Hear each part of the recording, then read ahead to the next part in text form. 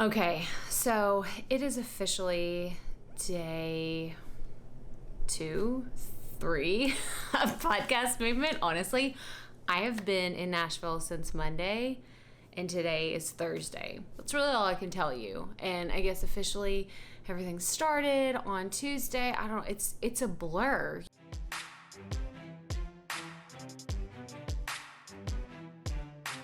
Y'all, I have been here interacting and learning so much about podcasting, and my mind is just blown. Like, I'm bringing you all of the things. I cannot wait to really just unleash all the information that I've learned. I'm going to share with you some tips and strategies and like little clips and some screenshots. I say screenshots, they were actual pictures. Like, y'all, we're around real people here. This is so crazy. But I took some pictures of some presentations. I got to ask Mark Cuban a question. Are you kidding me? Very, very cool. So I want to show you, this is my little badge, my Podcast Movement badge. This is like green for go, like for all the pandemic stuff. It's like you had a green button, a yellow button, or a red button where you're like, don't even like get close to me. So it's been really just such an impactful week, and I'm just like, my mind's blown. My head hurts. I have lots of notes, lots of things that I can't wait to share with you, but I just wanted to say how grateful I am to have this experience and come here not just as someone who's just getting started, but someone who is really expanding and growing, because I've talked to some veterans that have been doing this forever. I've talked to some brand new beginners, and this is just, it's so much fun. I'm in my happy place. I'm in my happy place with podcasters talking about podcasting and all the incredible things. So here are some things that I wanted to share with you about Podcast Movement 2021. The thing we need to cover is your goals, because there will come days where you're like, I'm just tired. I really don't want to podcast today. My kid is sick. I'm running late. All the things are going to come up in your life, and you're going to say, I just don't want to do it, and I don't think that I need to do it. Who's listening anyway? I'm just getting started. I'm a nobody. So this is why we need to talk about goals. Is the cheap one really that good? I don't know. And even when you start podcasting, and I don't know who else, you acquire multiples. All right. So first off, let's dive into the episode intro. The episode intro is a really important part of your podcast. It's where you can greet people, where you can put in special messages and relay information to your audience. And then I went to Podcast Movement the next year, and I saw me, and I was like, how's the podcast going? Has it grown? And it was, it's 2015.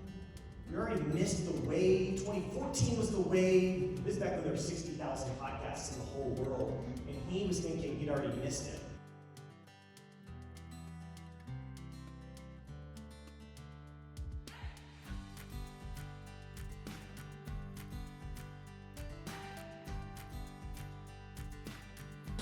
Tell us a bit.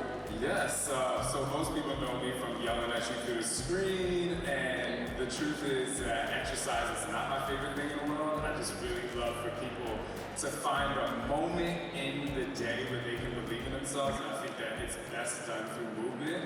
So my podcast is really about helping people trust and believe in who they are, being their most authentic self, and also letting people know that you're not alone, regardless of how much weight you have to lose or whatever it is you're going through in your life.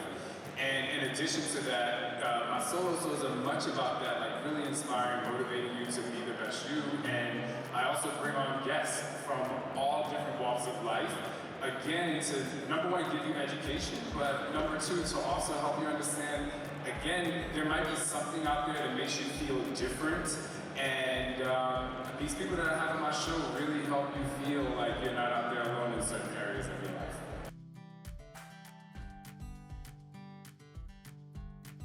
It's very, very difficult to monetize news content if you are not a giant media conglomerate.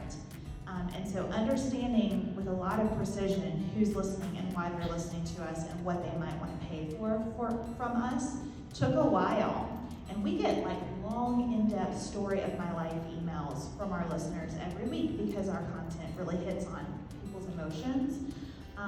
But it still took us a good year and a half, I think, to really understand who's out there that wants to pay for what we do. And then learning how to ask for support has been an even longer journey. I want you to welcome to the stage the newlywed Bobby Bones.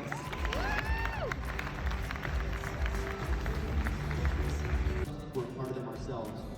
But if someone recommends something based on, my sensibilities and I go to it, I'm going to actually read the first 4 or 5 lines the same way I'm going to listen to the first part of the podcast. And although I can't see yours, I imagine that it's as professionally done as it is here. So I would continue to listen to this. Heck, I might leave here and listen to it. That was pretty good, man. Don't lie. Nice job.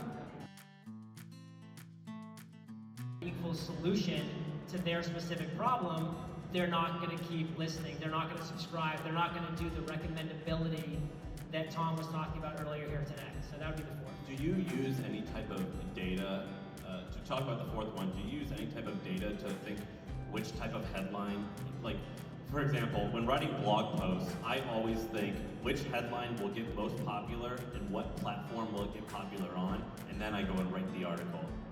When you're doing podcasts, do you ever think headline first? Do you say, if that headline existed, I would get a lot of downloads, therefore I should go make that podcast?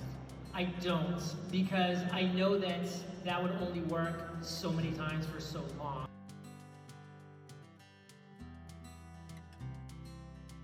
Is that violence something that is perpetrated by African Americans? That was a rumor that was going around the internet that was getting a lot of traction and a lot of people were talking about. And in a way, we were afraid that even raising that question and debunking it and asking it was giving more air and more life to an idea that was really didn't look good for African Americans or Asian Americans because it operated on racist assumptions in multiple directions. But then we talked about it and we just thought this is not, again, the story is not about making our various communities look good or woke all the time, or as if we have no tension or that we don't have racist beliefs about each other. This is about talking through some of the dynamics that are coming up and why and the history, and then also pointing to histories that kind of challenge those ideas that come up and get really widespread. So yeah, we struggle with that, but it's something that's really important to us to not just focus on the good news for brown people.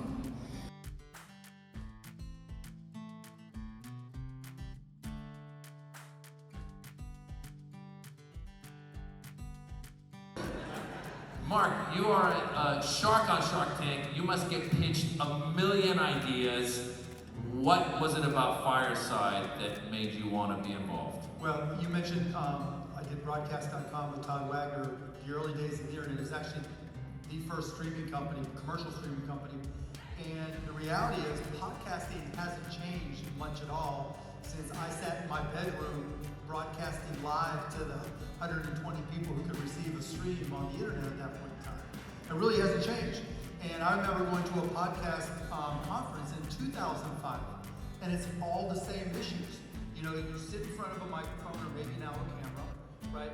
You're talking about something you're passionate about, potentially educated about, but you're certainly interested in. And maybe it's live, but more likely you're recording it, and then you post it, and then you just pray that people download it, and you have no idea if they really do or how many. Well, you do kind of your downloads, but you don't really know how many people actually listen to it or watch it, and you don't have any metrics, and it really hasn't changed at all.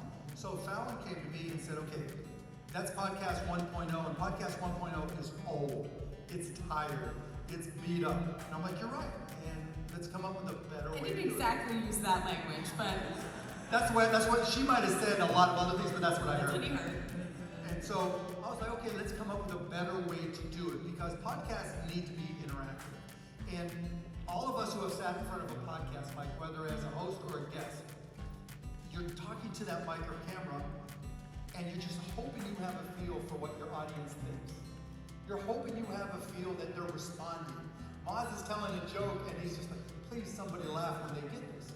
But once you post it, maybe you get an email, maybe you see some social media posts, but you truly have no idea how people are responding to it while they're listening.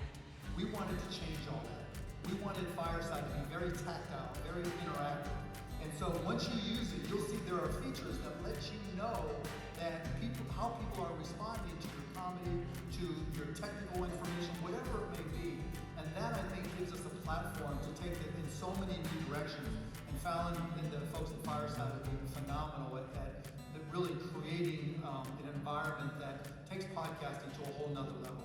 And then there's a bonus, _intro, bumper, segment music, all the other things that go in that you need in this folder to make it easier.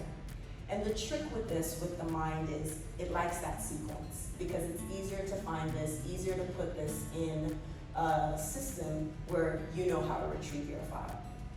All right, so that's the first thing.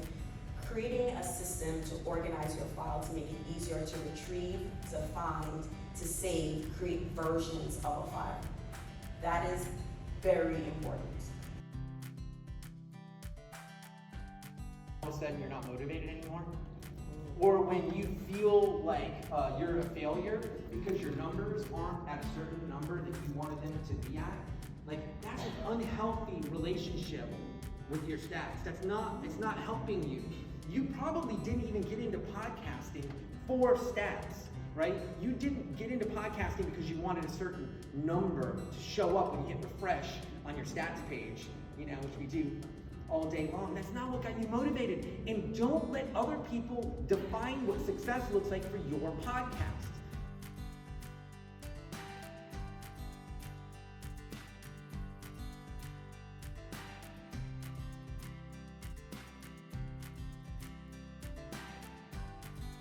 To do that, I always felt like I was going to be someone that was working a job that I didn't like. So to be here is really special, and we are so excited to talk to you about the steps that we took to take our side hustle, our podcast, into our full-time job, and then also talk about the creative ways that we monetize at almost 30 that have supported our podcast through multiple revenue channels.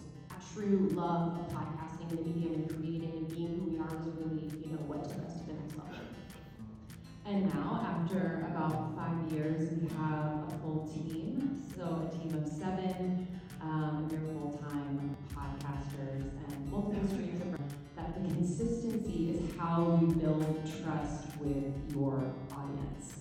And it sounds like, that's interesting. Like, you don't really think about how showing up every single week, how them expecting a piece of content, an episode from you every single week, actually brings them closer and deeper into the fold of your brand and your mission.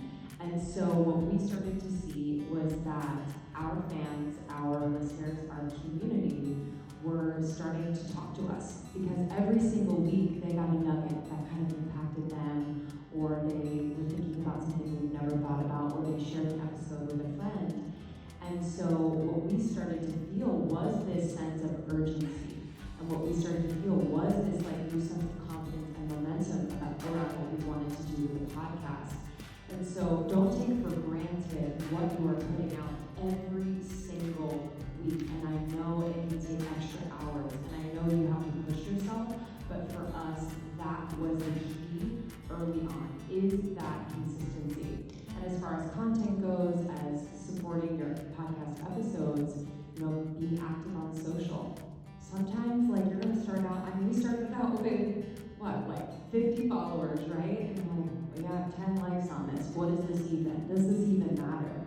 It matters, because those 10 people who you DM back, who you like their comment, who you send a little voice note in the DM to, are going to tell 10 other people that they listened to your podcast and they actually got a note from you, and it's a great show.